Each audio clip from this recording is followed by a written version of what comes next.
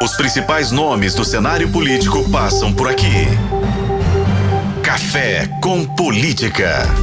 Hoje, recebendo aqui nos nossos estúdios, Paulo Brant, do PSB, ex-vice-governador de Minas Gerais. Muito bom tê-lo novamente aqui conosco. Como vai, Paulo? Tudo ótimo, Guilherme. Bom dia, Thalita. Bom dia. Tudo ótimo. Bom. Tirando o calor. Esse não tá fácil para ninguém. Vamos começar a nossa conversa primeiro com queria a sua impressão e a sua avaliação do partido. Conversávamos aqui um pouquinho antes sobre isso, a respeito do nosso levantamento Datatempo, das menções que foram feitas e que percepção o senhor tem a partir do levantamento, até da distância para a eleição, mas do retrato que ele é capaz de fornecer para os nomes e até para a organização partidária que está colocada por ali. Eu acho que a pesquisa, isso que você falou é correto, quer dizer, nós estamos muito longe da eleição, né? E o problema da eleição ainda não é um problema que está no radar das pessoas, mas ela tem a sua utilidade. Ela foi uma pesquisa séria feita pela UFMG e ela mostra, na verdade, um quadro ainda muito impreciso, né? Mas ela tem bons indicadores. Ela ressalta mais uma vez o fato de que a eleição municipal tende a ser menos ideológica, as pessoas têm mais preocupação com a gestão, com a condução da cidade. Reflete, obviamente, o conhecimento maior ou menor dos pré-candidatos. Uma pesquisa interessante, séria, né? E que tem algumas informações, mas ainda é muito cedo, né? Muito prematuro. Ela não configura, na verdade, o quadro daqui a mais de um ano, que é o período que nos separa da eleição. Agora, Paulo, o senhor cita aí a questão da ideologia, né? A Datatempo revela que o perfil do Belo Horizontino hoje é um perfil mais à direita. Traz esse olhar mais conservador que já tem o Belo Horizontino com o histórico das últimas eleições. O senhor acredita numa mudança daqui para frente? Como o senhor disse, estamos ainda distantes desse pleito de 2024? Esse conceito de direita e esquerda, ele é muito impreciso hoje, né? Quer dizer, se você perguntar para 10 pessoas na rua o que é ser de direita, o que é ser de esquerda, a gente vai ter provavelmente 10 respostas diferentes. Agora, que o eleitor, que a sociedade belo-horizontina tem um viés mais conservador, isso é fato, né? Isso é fato, quer dizer, o eleitor, ele tem, isso faz parte até da própria característica do mineiro, né? E na eleição municipal, porque o que acontece hoje, né? A polarização política no Brasil levou uma radicalização desses conceitos de esquerda e direita, como se houvesse uma incompatibilidade total. Então, por exemplo, eu sempre digo o seguinte: se pregar a justiça social, a importância do Estado na promoção da justiça, na transformação social, se isso é ser de esquerda, eu me considero uma pessoa de esquerda. Eu sou absolutamente contrário às teses, né, minimalistas que acham que a economia de mercado resolve tudo. Não resolve. Se você defender, digamos assim, a melhoria do ambiente de negócios, o apoio ao empreendedor, se isso é ser de direita, eu sou de direita, quer dizer, as teses se misturam, né? E não há essa pureza, isso é direita, isso é esquerda, isso é direita, isso é esquerda. No Brasil a gente usa muito a expressão um ou outro, né? Precisamos de usar mais o né? Então tem essa conceituação, né, de ser direita ou esquerda é um pouco imprecisa, né? Agora, que uma parte grande da sociedade brasileira tem um viés mais conservador, isso é fato. Há uma parcela muito significativa, que é mais conservadora, sim. Isso não está nem certo nem errado, isso é uma característica da nossa população. O senhor pensa que, de alguma maneira, dado essa avaliação que se tem e essa nuance pouco fluida entre direita e esquerda, na hora de se formular políticas públicas para calibrar o que é direita, o que é esquerda, o que é centro, na composição de governo precisa ter gente de todos os escopos? E aí eu pergunto, o PSB é um partido disposto a negociar com a direita, com a esquerda, com a centro-direita, com a centro-esquerda em âmbito municipal? Eu acho que sim, com certeza, porque, veja bem, numa sociedade democrática, nós temos que fazer com que a gente identifique pautas comuns, né? A gente tem que enfatizar muito que para além das nossas diferenças de interesses e de ideias que são legítimas, nós temos um destino comum a ser compartilhado. Então, o grande desafio da política é desenhar esse espaço de convivência e de convergência. Nós temos pautas comuns, nós temos pautas que dividem e pautas que agregam. E o grande problema do Brasil hoje, e em Belo Horizonte também, é a incapacidade da política de fazer com que essas pautas comuns surjam e sejam viabilizadas. E para fazer isso, você tem que ter boas propostas e tem que ter capacidade de diálogo. Né? O fato da pessoa ter uma ideia diferente da minha, né? Se ela defende legitimamente o seu interesse, a sua ideia, por que não dialogar e buscar espaço de convergência? A política é a arte do encontro e não dessa polarização onde as pessoas ficam se insultando e ficam criando esse espaço onde essa capacidade de agregar, de compartilhar, de criar convergência, ela suma. Por isso é que a gente está nessa estagnação. Quer dizer, a nossa sociedade, ela está sendo incapaz, todos nós, de criar um espaço, né? Onde as pautas comuns surjam. Então, deixa eu emendar uma pergunta, desculpa interrompê-lo aqui, senhor Paulo. Então, deixa eu fazer um exercício aqui com o senhor. O senhor teve, durante quase 4 anos, sentado na cadeira de vice-governador, numa perspectiva do Partido Novo. O Paulo Brant, uma vez prefeito de Belo Horizonte, hoje num partido completamente diferente, o que teria de Partido Novo, o que teria de modelo de governo Romeu Zema, na sua síntese, dentro de uma hipotética prefeitura de Belo Horizonte? Eu acho que, por exemplo, uma pauta que muita gente acha que é da direita, mas não é pauta de direita, tem a ver com um dos problemas graves de Belo Horizonte. Belo Horizonte não está conseguindo gerar oportunidades de trabalho, não só para pessoas muito qualificadas. BH hoje é a cidade que mais exporta talentos para o Rio de Janeiro, para Curitiba, para Florianópolis. Então, e mesmo para o cidadão de baixa qualificação. Então, esse é um problema grave de Belo Horizonte. Nós não conseguimos gerar postos de trabalho. Ou seja, como resolver isso? Não vai ser o governo. A prefeitura não tem condição de contratar mais 30 mil, 40 mil, 50 mil pessoas. Não é esse o papel da prefeitura. Mas ela pode sim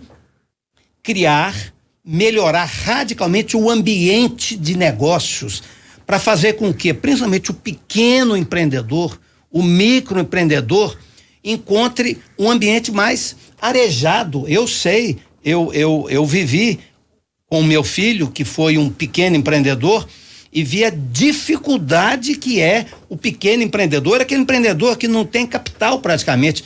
É ele, mais a família dele, a esposa, os filhos, e ele tem uma dificuldade enorme de gerar emprego, principalmente no setor de serviços, né? Que é onde tem uma interação mais forte com a prefeitura.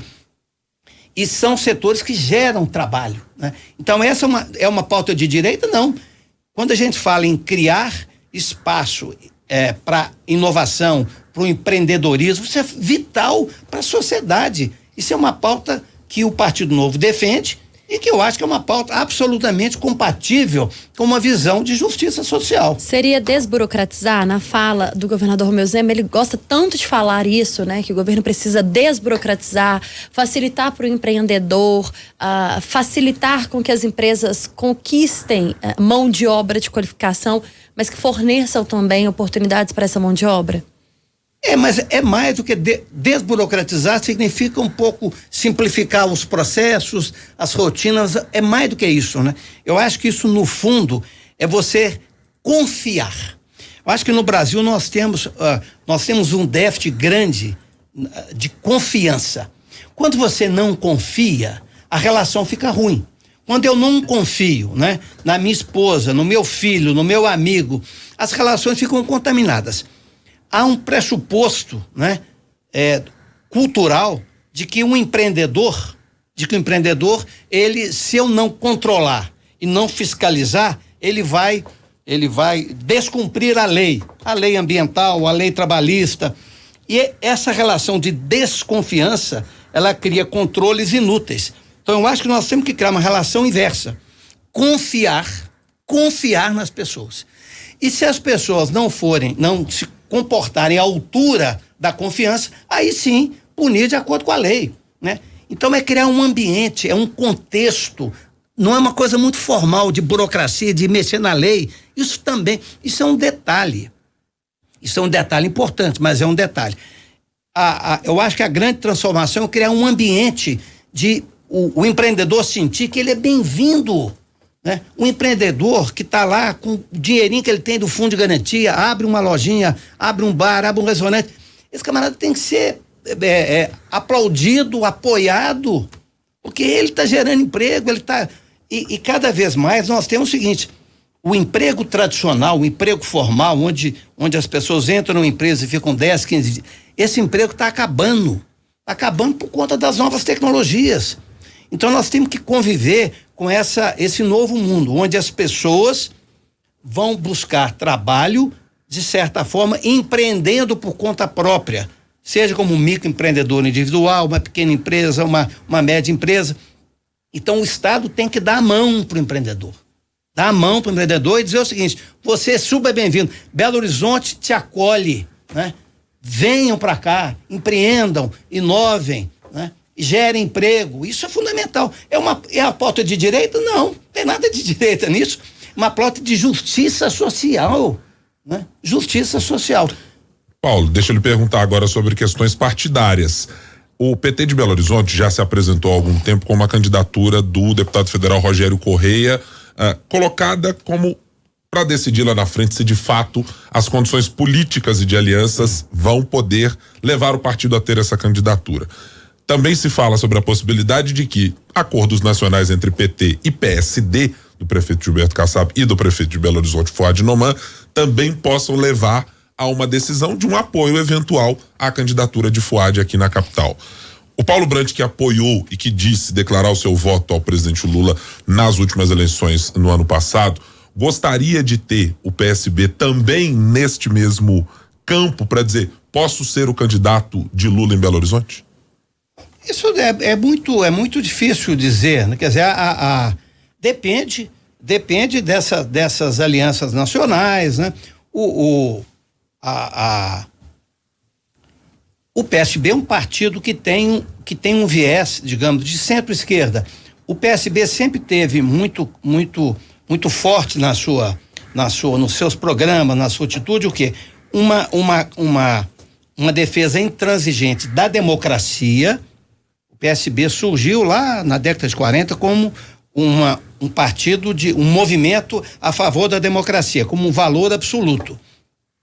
E um partido que se colocou nesse espaço aí, é difícil, centro-esquerda, social-democrata, sempre mantendo uma certa identidade própria em relação ao PT, né? Tem afinidades, mas tem divergências. Então eu não sei qual vai ser o movimento, que essas coisas estão muito precoces ainda, né? É claro que esse conjunto nacional influencia aqui, mas a lógica da política local tem o seu peso também. Mas depende muito da evolução, né? Dos movimentos, das pré-campanhas. É muito precoce querer antecipar isso, né? Eu apoiei na época a eleição do Lula porque achava que naquele momento havia, e não me arrependo, uma ameaça à democracia brasileira. Foi a minha opção clara, mas eu fiz aquilo de maneira absolutamente descompromissada. Não dá para dizer que o Paulo Brandt é um lulista? Não, tem divergências, claro que eu tenho divergência, e manifestei isso claramente na época, né? Não me arrependo do meu voto, acho que fiz a decisão correta, tomei a decisão correta. Agora, fiz isso de maneira sem nenhuma intenção posterior. O pessoal fala: você está fazendo isso porque vai participar do governo? Eu falei: não tem a menor intenção de participar do governo. Está completamente fora do meu radar. Fiz isso porque achei, a minha consciência de cidadão indicava aquilo e fiz isso e não me arrependo. Então, É uma possibilidade em aberto, mas depende da evolução, está muito cedo, né? Muito cedo para a gente antecipar isso. Vamos falar da avaliação atual do governo municipal e também daquele que é o problema, o pior problema, de acordo com a população belo-horizontina, neste primeiro levantamento data tempo, transporte público. Muita gente senta aqui e fala com a gente sobre o transporte público, Paulo, sobre os desafios e que a gente sabe diariamente, porque a gente dá a voz aqui aos nossos ouvintes. Mas a solução mesmo parece que está distante. Já há algum tipo de projeto, algum pensamento do senhor e do partido para que consiga de uma vez por todas resolver esse problema do transporte? Esse é um problema que tem há o problema do transporte público, que é mais grave porque afeta as pessoas que têm menos renda. Mas o trânsito, a mobilidade urbana é um problema que atinge inclusive os muito ricos, né? Belo Horizonte tem pouca utilização de helicóptero, ao contrário de São Paulo. São Paulo as pessoas usam helicóptero, aqui usa pouco. Então até o muito rico que mora no Vila da Serra, lá em Nova Lima, quando tem que se deslocar, é um problema gravíssimo, gravíssimo. E como enfrentar esse problema? Eu acho que é um bom exemplo de uma mudança de perspectiva que eu acho que a gente tem que adotar. Nós temos que encarar, quando você está na gestão pública, nós temos que trabalhar com farol baixo, ou seja, enfrentar as dores, os problemas que estão mais candentes. Mas a gente só vai resolver, equacionar definitivamente se também tivermos uma visão mais de longo prazo. Belo Horizonte é uma cidade hoje que não está pensando longo prazo. Nós estamos tendo mudanças radicais na sociedade, na tecnologia, na maneira das pessoas viverem, e nós não temos uma visão. Nós temos que ter uma visão para onde que a cidade vai, o que a gente quer da cidade. Então, muitas vezes as pessoas acham que problema de mobilidade urbana e de transporte público é fazer obra. Claro, a obra é um meio. Que obra? Que obra? Para onde que a cidade está indo? Essas questões que parecem questões teóricas, conceituais, não são. Porque se a gente não cuidar, não partir dessa visão mais ampla, a abordagem vai ser muito casuística, né? Hoje está muito em moda dizer o seguinte: nós temos que ver as dores da população. Muitas vezes, usando essa metáfora, a gente tem uma dor no local do nosso corpo e o problema não está ali, o problema está longe. Quer dizer, enfrentar o problema da mobilidade urbana passa, sim, por obras importantes de obras estruturais também, mas isso é pouco. Nós temos que ter uma visão mais global de para onde que a cidade está indo, quais são os fluxos da cidade, para onde que a economia urbana está indo, o que a gente quer da cidade, porque esse conflito, né? Esse conflito entre o automóvel, o transporte público e as pessoas é um conflito, é uma tensão legítima, latente, e as pessoas estão querendo mudar isso. Quer dizer, você não é de um dia para o outro que você vai abandonar o carro. Não, claro que não. Mas você tem que ter uma trajetória de transformação da cidade a partir de uma abordagem de mais longo prazo. A gente está muito imediatista, né? A política está muito míope. Nós só enxergamos a dor imediata. Tem um problema ali, faz um viaduto. Isso ajuda? Claro que ajuda, mas não resolve. Então, acho que mobilidade urbana é um problema gravíssimo, porque ele afeta o dia a dia das pessoas, o humor das pessoas. Então, é um problema de alcance profundo que não vai ser resolvido por uma gestão, mas que uma gestão pode, sim, endereçar o equacionamento e a solução no horizonte aí de 10 anos. Né? Nós estamos conversando com Paulo Brant, do PSB. No Café com Política. Hora do bate-pronto. Aquele momento aquele momento de perguntinhas rápidas e curtas e respostas na mesma proporção. Combinados? Combinados. Vamos à primeira. O principal problema de Belo Horizonte hoje é? Mobilidade urbana. Se eleito prefeito de BH, a sua relação com o governo federal vai ser? Vai ser de muita harmonia e de muito diálogo institucional. Para os nomes apresentados até agora, o principal concorrente de Paulo Brant em 2024 é? Eu Eu acho que o prefeito atual, quer dizer, todo candidato que está ocupando um cargo, ele é um potencial candidato. Por quê? Porque ele tá com a gestão na mão, tem recursos, né? Então, e é uma pessoa de bem, um homem correto, honrado, é um candidato, obviamente, muito significativo nessa corrida. Paulo Brant, ex-vice-governador de Minas Gerais e um possível pré-candidato a prefeito de Belo Horizonte pelo PSB, foi o nosso convidado de hoje aqui no Café com Política. Sempre um prazer receber o senhor, conversar com o senhor aqui, volte sempre. Obrigado, Thalita, obrigado, Guilherme. Bom dia a todos os ouvintes. Os principais nomes do cenário político passam por aqui. Café com Política.